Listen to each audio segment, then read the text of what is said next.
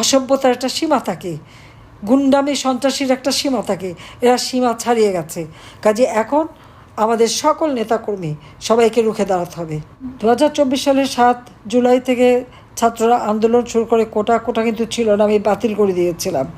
অথচ সেই কোটা আন্দোলন আবার তারা শুরু করে, তাদের সাথে আলোচনা হয়, তাদের সব দাবি মেনে নেওয়া হয়। কিন্তু দুর্ভাগ্যের বিষয় যে একটা জিনিস আমি দেশবাসীকে বলবো একটু লক্ষ্য করতে, 7 জুলাই থেকে 14 জুলাই পর্যন্ত যখন ছাত্রছাত্রীরা আন্দোলন করে, সেই সময় তো আওয়ামী লীগ সরকার তাদের বিরুদ্ধে কোনো রকম ব্যবস্থা করেনি। তখন কি কেউ টিয়ার গ্যাসের শেল মেরেছিল, সাউন্ড গ্রেনেড মেরেছিল, লাঠিপেটা করেছিল? কিচ্ছু করেনি। তারাও আন্দোলন করছিল, পুলিশও তাদের পাহারা দিচ্ছিল, আমরাও তাদের সহযোগিতা করছিলাম। সারা রাত মেয়েরা রাস্তায়, মেয়েদের যাতে কোনো ক্ষতি না হয় বিশেষভাবে নিরাপত্তার ব্যবস্থা করেছিলাম। কিন্তু 15 জুলাই থেকে তারা যে হত্যাকাণ্ড শুরু করলো, পিটিয়ে পুলিশ হত্যা করা, পুলিশ বাড়িতে আগুন দেওয়া, লাশ ঝুলিয়ে রাখা, আওয়ামী লীগ এবং পুলিশের লাশ ঝুলিয়ে রাখা, এবং সে কি বিভৎসভাবে এই সমস্ত হত্যাকাণ্ডগুলি ঘটিয়েছে। একবার চিন্তা করে দেখুন তো, একবার ছবিগুলিতে তাকান তো, এটা কাদের কাজ? সম্পূর্ণ জঙ্গিদের কাজ শুরু করে দেয় তারা। মেট্রো রেলে আগুন, এক্সপ্রেসওয়েতে আগুন, ফ্লাইওভারে আগুন, হানি ফ্লাইওভারে আগুন, এবং একটার পর একটা বিভিন্ন প্রতিষ্ঠানে অগ্নিসংযোগ করা, চাপাতি, চাইনিজ কুড়াল, লাঠিসোঁটা, এইগুলি নিয়ে সব জায়গায় মব জাস্টিসের নামে ইউনূসের যে জঙ্গি বাহিনী, এই জঙ্গি বাহিনী সমানে তাণ্ডব চালাতে থাকে। চিফ জাস্টিস থেকে শুরু করে নির্বাচন কমিশন, মানবাধিকার কমিশন, পাবলিক সার্ভিস কমিশন, কেউই তো রেহাই পায়নি। সমস্ত জায়গায় এই সন্ত্রাসী গুন্ডামি এবং অস্ত্রধারীদের কি মব জাস্টিস। এখানে মব জাস্টিস কোথায়? ছাত্র নামধারী কিছু ইউনূসের সমন্বয়ক এবং ইউনূসের জঙ্গি বাহিনী, তারাই এই তাণ্ডব চালিয়ে রীতিমতো গণহত্যা করে। আজকে যদি আমি প্রশ্ন করি যে ইউনূস যে ক্ষমতায় এসেছে, সেটা তো সে নিজেই বলেছে এই আন্দোলনের কোনো লিডার ছিল না, কিছু ছিল না। মেটিকুলাস ডিজাইনের মাধ্যমে মাস্টার মাইন্ড দ্বারা আন্দোলন সংগঠিত করা, কোনো নেতা ছিল না। হ্যাঁ, এটা বাস্তবতা, আমরা দেখেছি তো। ছাত্র আন্দোলন করছে, তাদের নেতাটা কি? সেই নেতা তো খুঁজে পাওয়া যায়নি। নেতা পাওয়া গেল ডক্টর ইউনূসকে, যেটা সে নিজেই স্বীকার করলো সেপ্টেম্বর মাসে আমেরিকায় বিল ক্লিন্টন ফাউন্ডেশনের একটা অনুষ্ঠানে বলেই ফেললো যে এই ষড়যন্ত্রটা সে নিজে করেছে, তার মেটিকুলাসলি ডিজাইনড এবং মাস্টার মাইন্ডের, এবং মাস্টার মাইন্ডকে সেখানে ডেকে পরিচয় করে দিলেই মানুষের কাছে স্পষ্ট হলো যে এটা ইউনূস তার ক্ষমতার লোভে এই কাণ্ডটা ঘটেছে। কিন্তু আসল কাহিনী বের হলো এখন। আজকে আমার সেন্ট মার্টিন দ্বীপ নেই, আজকে সেখানে করিডোরের নামে আমাদের মিয়ানমার বর্ডার বাংলাদেশে অরক্ষিত, এবং পার্বত্য চট্টগ্রাম থেকে কক্সবাজার আমাদের সম্পূর্ণ অরক্ষিত অবস্থা হয়ে গেছে, যেখানে আমাদের স্বাধীনতা সার্বভৌমত্ব আজকে প্রশ্নের সম্মুখীন। কিন্তু জুলুম অত্যাচার কিন্তু থেমে নাই। এ পর্যন্ত হিসাব করে দেখেছি, আওয়ামী লীগ, মুক্তিযোদ্ধা 14 দল সহ 1,37,000 মানুষকে গ্রেপ্তার করেছে। হ্যাঁ, সামান্য কিছু হয়তো জামিন পেয়েছে, আবার তাদের মামলা দিয়েছে। বয়স্ক যারা হয়তো রাজনীতি থেকে অবসর নিয়েছে, তাদেরকেও তো ছাড়েনি। চলতে পারে না, হাঁটতে পারে না, তাদের ধরে নিয়ে আসা। সবথেকে জঘন্য কাজ হচ্ছে কোর্টে নেওয়ার সময় তাদের উপরে হামলা করা। অথচ সারা দেশে আমরা সার্বিকভাবে উন্নয়ন করেছি। রাস্তাঘাট, পুল, ব্রিজ থেকে শুরু করে প্রতিটি গ্রামকে শহরে রূপান্তর করে আমরা নাগরিক সুবিধা দিয়েছি। আওয়ামী লীগ তো মানুষকে দিয়েছে, আয় উপার্জন বাড়িয়েছি, সরকারি কর্মকর্তা কর্মচারীদের বেতন নানাবিধ সুবিধা আমরা বৃদ্ধি করে দিয়েছি, এবং সরকারি বেতনভোগ প্রত্যেকটা কর্মচারী, সেটা সামরিক অসামরিক সমস্ত প্রশাসন এবং যারা কাজ করে প্রত্যেকেরই যেন কর্মক্ষেত্রে তারা একটা স্বস্তির সাথে জীবন জীবিকা চালাতে পারে, পরিবার নিয়ে সচ্ছলভাবে চলতে পারে এবং দেশের উন্নয়নে কাজ করতে পারে।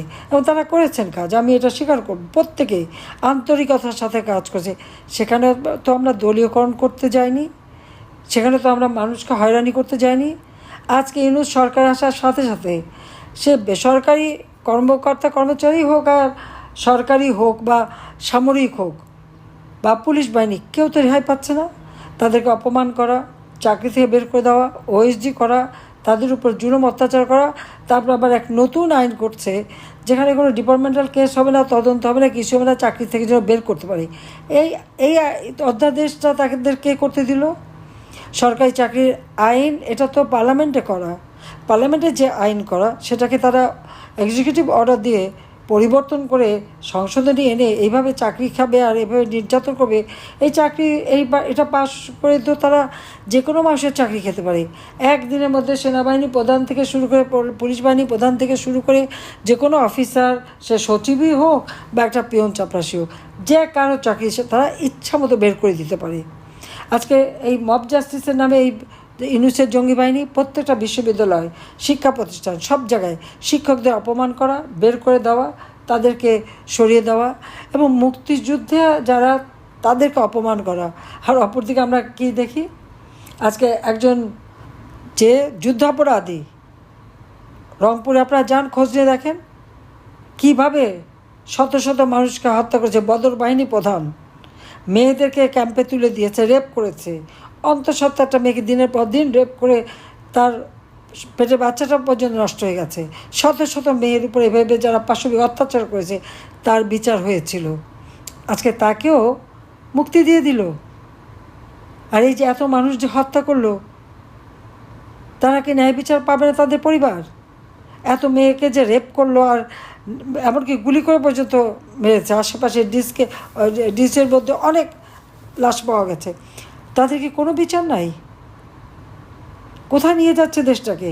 হ্যাঁ, যদি আপনারা হিসাব করেন যে হ্যাঁ ইউনূস ক্ষমতা দখল করেছে তো দেশ বিক্রি করার জন্য, এটা তো আজকে প্রমাণিত সত্য এবং সেটা শোনা যায়।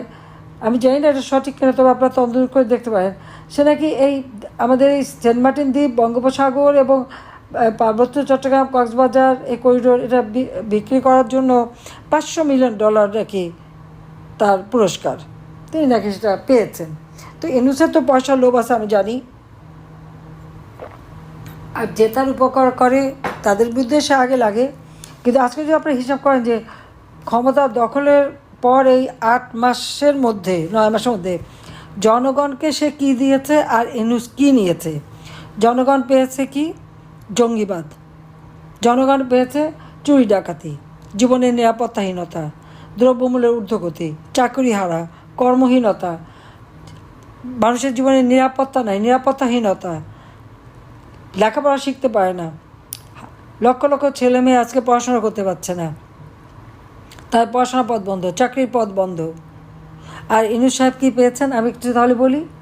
ক্ষমতার দখল করে জঙ্গি ইউনূস কী নিল? সে রাষ্ট্রের প্রাপ্য যে কর, সে ট্যাক্স ফাঁকি দিয়েছে প্রায় 1100 কোটি টাকা, 1100 কোটি টাকা তার কাছে ট্যাক্স পাওনা। সেখানে 666,000 কোটি টাকার মামলা ছিল। ক্ষমতা এসেই সেই মামলাটা সে সবার আগে প্রত্যাহার করে নিল। অথচ এই ইউনূস কিন্তু তার টেলিকমিউনিকেশনের যে কর্মচারীরা, তাদের যে প্রাপ্য অর্থ, অর্থাৎ যে কোনো একটা কোম্পানি, সেই কোম্পানির লভ্যাংশের 5% শ্রমিকদের কল্যাণে দিতে হবে, তার দাবি করেছিল, তারা চাকরি খেয়েছিল, তারা মামলা করেছে। সেই মামলায় ডক্টর ইউনূস 6 মাসের সাজা পেয়েছে শ্রমিক আদালতে সাজাপ্রাপ্ত আসামি আজকে দেশের ক্ষমতায়। তা দেশের অবস্থাটা কী হয় যে শ্রমিক অর্থ যে আত্মসাৎ করে, লোভ সামলাতে পারে না, যে সে দেশের মানুষকে কী দেবে? হ্যাঁ, কি নিজের নিতে পারে, সে নিজের করে ঝোল টেনে নিয়ে গেছে। এমনকি শ্রমিকদের সাথে তার একটা চুক্তি হয়ে তাদের যে প্রাপ্য টাকা দেবে বলে সে টাকা একটা ব্যাংকে রেখেছিল, সেখান থেকে আবার 25 কোটি 12 লাখ টাকা চুরি করে সেই টাকা দিয়ে আবার ঘুষ দিয়েছিল 2 শ্রমিক নেতা এবং আইনজীবী তাদেরকে। এবং সেখানেও তার একটা মামলা, এই মামলা সহ দুর্নীতি দমন কমিশন, টেলিকমিউনিকেশনের এবং গ্রামীণ ব্যাংকের যে টাকা সে পাচার করেছে তার জন্য 5টা মামলা ছিল। ইউনূস ক্ষমতায় এসে সাথে সাথে সব মামলা প্রত্যাহার, এমনকি তার সাজা পর্যন্ত প্রত্যাহার করে নিয়েছে। আর সেই সাথে ক্ষমতা নিতে না নিতেই ম্যান পাওয়ারের ব্যবসার লাইসেন্স নিয়ে নিয়েছে। ওই গ্রামীণ নামটা সে সবসময় ব্যবহার করে, ওই গ্রামীণ এমপ্লয়মেন্ট সার্ভিসের নামে।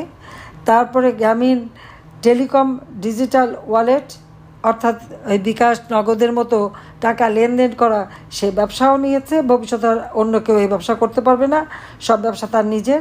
সেই ব্যবসা তার এখন মানে কুক্ষিগত। গ্রামীণ ইউনিভার্সিটির অনুমোদন পেয়েছে, সামাজিক হেলথ লাইসেন্স পেয়ে গেছে। গ্রামীণ ব্যাংকের জনগণের যে অধিকার ছিল, কারণ এই ব্যাংকটা কিন্তু সরকারি টাকায় করা, এবং এই গ্রামীণ ব্যাংকে আমি 400 কোটি টাকা দিয়েছি, অথচ এখন সেই গ্রামীণ ব্যাংকের যে পাবলিক মানে শেয়ার, সেটাও সে এখন কেড়ে নিয়ে গেছে। এখন 95% তার নিজের আওতায় নিয়ে এসেছে। গ্রামীণ ব্যাংকের বোর্ডে যে সরকারি প্রতিনিধি 3 জন ছিল, সেখান থেকে কমিয়ে মাত্র 1 জন রেখেছে। সাথে সাথে দেখা গেল সে সেই নতুন ব্যবসা বাণিজ্য সেগুলি সে করে যাচ্ছে। গ্রামীণ এভিয়েশন নামে একটা কোম্পানি করারও পদক্ষেপ নিয়েছে। স্টার লিঙ্কের বাণিজ্য সেটাও সে করে ফেলেছে। গ্রামীণ ব্যাংকের 5 বছরের জন্য কর মওকুফ করেছে। আমার প্রশ্ন হচ্ছে, গ্রামীণ ব্যাংকের কর মওকুফ কেন করে? গ্রামীণ ব্যাংক থেকে যাদের ঋণ দেওয়া হয়, সেই ক্ষুদ্র ঋণ, তাদের কাছ থেকে তো মোটা অঙ্কের সুদ নেওয়া হয়। গরিব মানুষ ঋণ নিলে সুদ দেবে, আর সেই ব্যাংক ট্যাক্স দেবে না। ওই ট্যাক্সের টাকা তো গরিবের উন্নয়নের কাজে লাগে, দেশের উন্নয়নের কাজে লাগে। তাহলে সে টাকাটা কার পকেটে যাবে? সে টাকাও ইউনুস খাবে, ইউনুসের পকেটে যাবে। তা গ্রামীণ ব্যাংকে 5 বছরের জন্য কর মওকুফ করেছে। সমাজ কল্যাণ মন্ত্রণালয়ে সামাজিক নিরাপত্তা, আপনারা জানেন সব ডিজিটাল সিস্টেম, কিন্তু আমরা সামাজিক নিরাপত্তা যাদেরকে এই বয়স্ক ভাতা, বিধবা ভাতা, প্রতিবন্ধী ভাতা, দুস্থ মুক্তিযোদ্ধাদের ভাতা আমরা যা দিই, এটা কিন্তু ডিজিটাল পদ্ধতিতে তাদের কাছে মোবাইল ফোনের মাধ্যমে চলে যায়, আর যারা বয়োবৃদ্ধ তাদের পোস্ট অফিসে চলে যায়।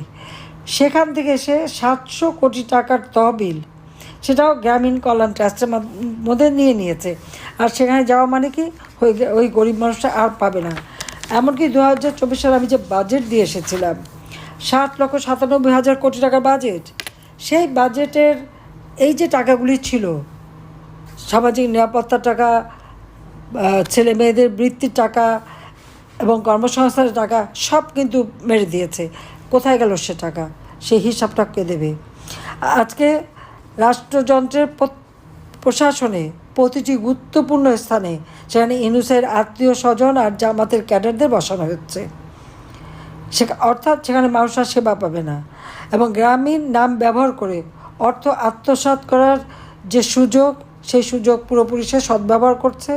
এবং শেয়ার মার্কেটের 90,000 কোটি টাকা, ওই টাকা মানি লন্ডারিং করে দিয়ে দিয়েছে। আজকে যারা ক্ষুদ্র বিনিয়োগকারী তারা নিঃস্ব হয়ে গেছে। শেয়ার মার্কেটের এখন কফিন নিয়ে তারা আন্দোলন করেছে। এবং ব্যবসায়ীরা, আজকে তো ব্যবসায়ীরা ব্যবসা করতে পারছে না, তারা দিশেহারা। এবং শুধু তাই নেই, সমস্ত ব্যবসা তো এখন আস্তে আস্তে ইউনুস করালগত করে দিচ্ছে। ব্যাংক, তারা 18টা ব্যাংকের নির্দেশ দিয়েছে তারা ডিভিডেন্ড দিতে পারবে না। কেন পারবে না? মানুষের টাকা, সেখানে মানুষকে তো ডিভিডেন্ড দিতেই হবে, তাহলে মানুষগুলি চলবে কী করে? ব্যাংকগুলি তো বসে যাবে। সমস্ত ব্যাংকগুলি যে অচল করে দিচ্ছে। কেন? শুধু নাকি গ্রামীণ ব্যাংকই থাকবে। ওই গ্রামীণ ব্যাংক মানে ইউনুসের পকেটে টাকা, গরিবের রক্ত চুষে খেয়েছে, এবং সমস্ত মানুষের ব্যবসা বাণিজ্য সব শেষ করে দেওয়ার পরিকল্পনা সে নিয়ে নিয়েছে।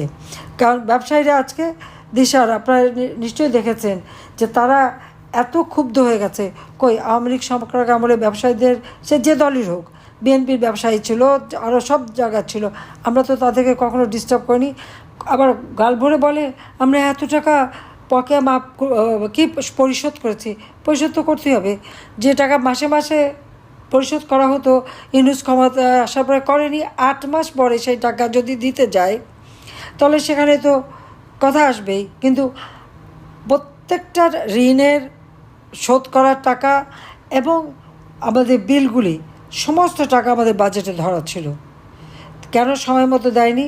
জুন মাসের 30 তারিখে বাজেট পাশ করেছি, জুলাইয়ের 1 তারিখ থেকে কার্যকর হয়েছে। ইউনুসের এই চক্রান্তের ফলে 5 তারিখে আমরা সরে এসেছি। ক্ষমতা দখল করার পরে সে কেন এই 8 মাসের সমস্ত টাকা মাসে মাসে যেটা দেয়নি, কেন সেই জবাব দিয়ে আগে দিক, তারপরে তারা জন্য ফলাও করে কথা বলে। সরকারি চাকরি আইন সংশোধনের নামে চাকরিজীবীদের সমস্ত চাকরি আজকে অনিশ্চয়তার দিকে ঠেলে দিয়েছে। ইউনুসের যা নেবার তা সে নিয়ে নিয়েছে এবং তার সাথে তার চেলা চামুন্ডারা শত কোটি টাকা বানিয়ে ফেলেছে, যার 100 কোটি 1000 টাকাও পকেটে ছিল না। এখন নাকি তারা 1000 কোটি টাকা বানাবে। একটা দল করেছে, সেই দলকে এনসিপি 5 স্টার হোটেলে 1300 মেহমান ডেকে 2 কোটি টাকা খরচ করে তারা ইফতার পার্টি দিয়ে 5 স্টার হোটেলে দলের চালু করা, দলের গঠন এই বাংলাদেশে। আর গরিব মানুষ খাবার পায় না, গরিবের পেটে ভাত নেই, দিনমজুররা কাজ পায় না, গ্রামে গ্রামে ঘরে ঘরে হাহাকার, বিদ্যুৎ দিতে পারে না। আওয়ামী লীগ তো 100 ভাগ বিদ্যুৎ দিয়েছিল, আজকে বিদ্যুৎ আর যায় না, কখন আসবে সে আশায় বসে থাকে। কেন এই অবস্থাটা হবে, সেটাই তো আমার প্রশ্ন। অথচ ইউনূসের অর্থ তার 3 ব্যাংকে, এই 2023 সালের হিসাব, 3 ব্যাংকেই তো 118 কোটি টাকা। এর বাইরে তো ইউনূস ফাউন্ডেশন, তারপরে কি প্রফেসর ইউনূস ফাউন্ডেশন, পারিবারিক ট্রাস্ট, অমক সমক, বিশাল বিশাল অঙ্কের টাকা। শুধু তাই না, এটাও শোনা যাচ্ছে, আমার মনে হয় যারা বিদেশে আছেন, দেশে আছেন, যারা তদন্ত করেন বা বিএফআইও তদন্ত করতে পারে, অত যারা তদন্ত করে থাকেন, আমাদের বিরুদ্ধে তো দুর্নীতির আর মানুষ খুনের মামলার সীমা নাই। তো আমেরিকায় গ্রামীণ আমেরিকান ব্যাংক, তার বিভিন্ন শাখা, সেখানে নাকি $10 বিলিয়ন তার বিনিয়োগ। আর ফ্রান্সে নাকি $2 বিলিয়ন বিনিয়োগ। অবশ্য ফ্রান্সে তার খুব দামি ফ্ল্যাট আছে, সেখানে যে তিনি থাকেন এটাও আমি জানি। এবং আমেরিকা, ল্যাটিন আমেরিকা এবং আমেরিকার বিভিন্ন দেশে তো তার প্রচুর অর্থ। তাছাড়া বিভিন্ন দেশে তিনি কি সামাজিক ব্যবসা নামে মেলা টাকা ঢালে। আমার প্রশ্ন, তা সে যা বাংলাদেশে ক্ষমতা এসে বসলো, বাংলাদেশে কোনো দিন সে 1 পয়সা বিনিয়োগ করেছে? এই গ্রামীণ ব্যাংকে সে 1 টাকাও বিনিয়োগ করেছে? করে নাই। কিন্তু বিদেশে আছে, খাবেটা কে? বাংলাদেশের মানুষকে বঞ্চিত করে, শোষণ করে, গরিবের রক্ত চুষে খেয়ে সে টাকা বানিয়েছে। আজকে যদি গ্রামীণ ব্যাংকের ট্যাক্স দিতে না হয়, সে যদি নিজে ট্যাক্স না দেয়, অন্যের উপরে সে ট্যাক্স ধার্য করে কেন? কেন করবে, কীভাবে করবে? আর যদি ইউনূস যদি গ্রামীণ ব্যাংকের ট্যাক্স মাফ করে, তাহলে যে ক্ষুদ্র ঋণ যারা নিয়েছে, সেই ঋণ গ্রহীতারা, তাদের ঋণ কেন মাফ করবে না? ইউনূস তো গ্রামীণ ব্যাংকের টাকা, তার বাপের কোম্পানি, সেখানে লোন দিয়ে একেবারে লোন শুধু না, সুদ সহ মাফ করে দিল। ইউনূস কি কোনোদিন কোনো গরিবের ঋণ দিয়ে তার ঋণ মাফ করেছে, সুদ মাফ করেছে? তা তো করে নাই। বাপেরটা তো ঠিকই করলো, কারণ ওই কোম্পানি, প্যাকেজেস কর্পোরেশন কোম্পানিতে তো তার নিজস্ব ভাগ আছে। সেই জন্যই সে যে ব্যাংকের থেকে ক্ষুদ্র ঋণ দেওয়ার কথা, সেই ঋণ দিয়েছে। এবং তার সাথে জুটেছে যারা, সবাই কিন্তু বিদেশি। ইউনূসের যে ক্যাবিনেট অবৈধভাবে ক্ষমতা দখল, যে পদ আছে ওই পদ সাংবিধানিক না, ওই পদের কোনো ভিত্তি নাই। আর সেইখানে সে যে কজনটা আছে আপনারা দেখেন, তারা বিভিন্ন বিদেশের, সব বিদেশেরই কিন্তু তারা নাগরিক, একটাও দেশের না। অর্থাৎ টাকা পয়সা বানিয়ে পাচার করে যাচ্ছে আর দেশ বেচে খাচ্ছে। কাজেই আজকে আওয়ামী লীগ ক্ষমতা থেকে যে উন্নয়নটা করেছিল, বিশ্বের কাছে বাংলাদেশ উন্নয়নের রোল মডেল, আজকে সেই সুনামটা চলে গেছে। বাংলাদেশ এখন জঙ্গির দেশ, সন্ত্রাসী দেশ। এমনকি আপনারা দেখেন, মুক্তিযুদ্ধে যারা শহীদ হয়েছে তাদের কথা ভুলে গেছে। শহীদের 30 লক্ষ শহীদের রক্তের বিনিময়ে স্বাধীনতা, তাদের প্রতি কোনো সম্মান নাই। মহেশখালী মাতার বাড়ি, জাপানের বিশাল অঙ্কের বিনিয়োগ, সেখানে বিদ্যুৎ কেন্দ্র, সেখানে আমরা আরও অন্যান্য বিভিন্ন প্রতিষ্ঠান তৈরি করা, বিশেষ অর্থনৈতিক অঞ্চল করে দেওয়া, এবং সেটাকে চমৎকারভাবে দ্বীপটাকে আমরা উন্নয়ন করে দেবো। সেখানে ডিপ সি পোর্ট তৈরি হচ্ছে, সেটারও কাজ শুরু হয়ে গেছে। আমার করা কাজগুলি, সেইগুলিকে নাকি আবার যে কাজগুলো অলরেডি চলমান, সে চলমান কাজে নাকি আবার ইউনূস স্বপ্ন দেখে। তার এক মুখপাত্র আছে, তার এক মাইক আছে, সেই মাইক বলল মাতার বাড়িকে সিঙ্গাপুর বানাবে, ইউনূস স্বপ্ন দেখেছে। ও তো স্বপ্ন দেখছে কেবল, আর আমি তো তার আগে কাজ শুরু করে দিয়েছি। লজ্জা করে না? যেখানে আমাদের নাম নিশানা মুছে ফেলে, যারা বঙ্গবন্ধুরকে অপমান করে, নম্বর ভেঙে ফেলে এবং আমাদের কোনো কিছু তো নেই, শুধু নম্বর ভেঙে আগুন দিয়ে জ্বালিয়ে দিয়েছে। ওই স্মৃতিটুকু নিয়ে তো আমরা 2 বোন বেঁচে ছিলাম। যখনই মন খারাপ লাগতো ওখানে যে বসতাম, মনে হতো বাবা মায়ের স্নেহের পরশ পাচ্ছি। আজকে সেটুকু কেড়ে নিয়ে গেল। আওয়ামী লীগের নেতাকর্মী সে ইউনিয়ন, উপজেলা, জেলা পর্যায় পর্যন্ত কারো তো ঘরবাড়ি কিচ্ছু রাখেনি, ব্যবসা প্রতিষ্ঠান রাখেনি। ব্যবসা প্রতিষ্ঠান, ইন্ডাস্ট্রি, হোটেল, এমনকি কোভিড হসপিটাল পর্যন্ত তারা জ্বালিয়েছে, ভেঙে শেষ করে দিয়েছে। প্রায় 1 কোটি স্থাপনা আগুন দিয়ে জ্বালিয়েছে। তার 99 ভাগের বেশি হলো আওয়ামী লীগের নেতাকর্মীদের। নিঃস্ব করে দিয়েছে আমাদের নেতাকর্মীকে, সরবরাহ করে দিচ্ছে। কেন? আওয়ামী লীগের অপরাধটা কী? আওয়ামী লীগ কী দোষটা করেছে? আমি দেশবাসীকেই জিজ্ঞাসা করি, বিশ্ববাসীকে বলি যে আজকে কে ক্ষমতা এসেছে? আওয়ামী লীগ এদেশের স্বাধীনতা এনে দিয়েছে। আওয়ামী লীগ এদেশের অর্থনৈতিক মুক্তি এনে দিয়েছে। আওয়ামী লীগ বাংলাদেশকে উন্নয়নশীল দেশের মর্যাদা উন্নীত করেছে, দারিদ্র্য বিমোচন করেছে, কর্মসংস্থানের ব্যবস্থা করেছে, বেকার যুবকদের কর্মসংস্থানের ব্যবস্থা করে দিয়েছি। কর্মসংস্থান ব্যাংকের মাধ্যমে যে কোনো যুবক বিনা জামানতে ঋণ নিয়ে ব্যবসা করতে পারে সেই ব্যবস্থা করে দিয়েছি। কোম্পানি আইন পরিবর্তন করে এক ব্যক্তি কোম্পানি করতে পারে সেই সুযোগ সৃষ্টি করে দিয়েছি। ডিজিটাল ট্রেনিং, কারিগরি ট্রেনিং, শিক্ষা ব্যবস্থা সবই তো আমরা করে দিয়েছি। কোন কাজটা করিনি? মাত্র 15 বছরের মধ্যে একটা দেশকে বদলে দিয়েছে। সারা বিশ্বের কাছে বাংলাদেশ উন্নয়নের বিস্ময়। আজকে সব ধ্বংস করে দিল, সব ধ্বংস করে দিল। আর এখন যুদ্ধাপরাধী, খুনি, তাদের সাথে সখ্যতা, তাদের নিয়ে চলাফেরা। যুদ্ধ অপরাধীরা হয়ে গেছে এখন ক্ষমতাসীন, খুনিরা হয়ে গেছে ক্ষমতাসীন। সমস্ত খুনি, জঙ্গি। আজকে জাপান গেল ইউনূস কোন মুখে? হলি আর্টিজেনে, যেখানে জাপানিজ কনসালটেন্ট কয়েকজন জাপানিজকে হত্যা করেছিল, সেই খুনিদেরকে আমি বিচার করেছিলাম, জেলে ছিল। ইউনূস তো তাদের মুক্তি দিয়েছে। জাপান সরকারের কাছে এই কথাটা পৌঁছে দেওয়া উচিত যে এই লোকটা তোমাদের হত্যাকারীকে সমস্ত তাদেরকে মুক্তি দিয়ে দিয়েছে। আর জেল ভরেছে আওয়ামী লীগের নেতাকর্মী, বয়োবৃদ্ধ সবাইকে। আর কোর্টে নেওয়ার সময় তাদের গায়ে হাত তোলে। অসভ্যতার একটা সীমা থাকে, গুন্ডামি সন্ত্রাসীর একটা সীমা থাকে। এরা সীমা ছাড়িয়ে গেছে। কাজে এখন আমাদের সকল নেতাকর্মী সবাইকে রুখে দাঁড়াতে হবে এবং এর প্রতিকার করতে হবে। জনতার পাশে দাঁড়াতে হবে, জনগণের কাছে যেতে হবে। আমরা যে উন্নয়ন করেছি জনগণের জন্য, আমরা তাদের জীবনে শান্তি দিয়েছিলাম, নিরাপত্তা দিয়েছি, কর্মসংস্থানের ব্যবস্থা করেছি, আর্থিক সচ্ছলতা দিয়েছি, ঘরে ঘরে বিদ্যুৎ দিয়েছি, যোগাযোগ ব্যবস্থা উন্নতি করেছি, তাদের অর্থ উপার্জনের সক্ষমতা বাড়িয়েছি। সেই কথাগুলি জনগণকে মনে করিয়ে দিয়ে আজকে যে দুর্বৃত্তপরায়ণতা, আজকে যে ঘরে ঘরে ডাকাতি, চুরি, মানুষের নিরাপত্তা নাই, আজকে মানুষের কর্মসংস্থান ব্যবস্থা নাই, শিশু নারী প্রতিনিয়ত ধর্ষণ হচ্ছে, কেউ কোনো নিউজ দিতে পারবে না। সাংবাদিক হত্যা, আইনজীবী হত্যা, জনগণকে নির্বিচারে হত্যা, এ তো প্রতিনিয়ত চলছে। অথচ যেখানে যুদ্ধাপরাধীদের আমরা বিচার করেছি সেই আইসিটিতে আমাদের বিরুদ্ধে মামলা করে। এটা সম্পূর্ণ বেআইনি কাজ করে যাচ্ছে। আর চিফ প্রসিকিউটর সে তো ডিফেন্সে ছিল, সেখানে চিফ প্রসিকিউটর হয় কীভাবে? মামলার রায় যেন আগের থেকে দিয়ে দিয়েছে। কাজে এদেরকে ক্ষমতা থেকে হটিয়ে বাংলাদেশের মানুষকে জঙ্গিমুক্ত করতে হবে, সন্ত্রাসমুক্ত করতে হবে, মানুষের জীবনে শান্তি নিরাপত্তা দিতে হবে।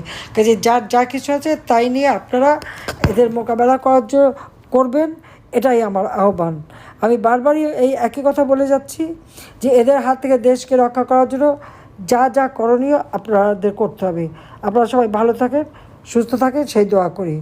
জয় বাংলা, জয় বঙ্গবন্ধু।